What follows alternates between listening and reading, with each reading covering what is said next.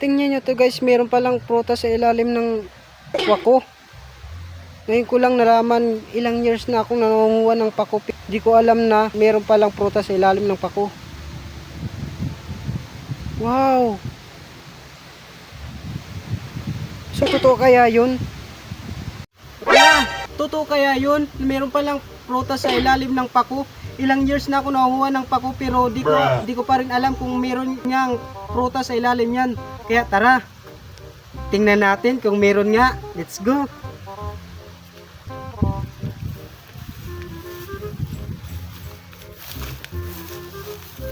Hindi sa luyo.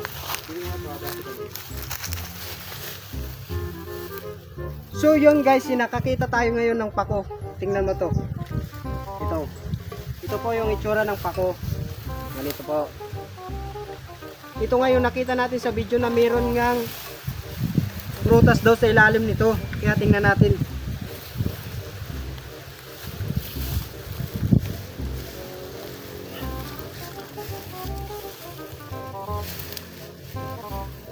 So guys, wala namang prutas sa ilalim mo. Wala. So fake news pala yun guys. Pero wag tayong mawalan ng pag-asa. Maghanap pa tayo, let's go.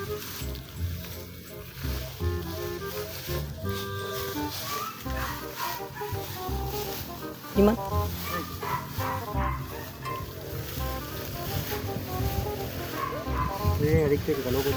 So yung guys, ito meron pa tayong nakitang isa.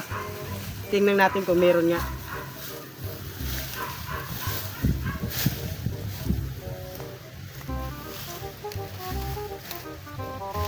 Sabi sa video, pag na binulot mo daw to, meron daw makikitang mga prutas. Kinakain pala.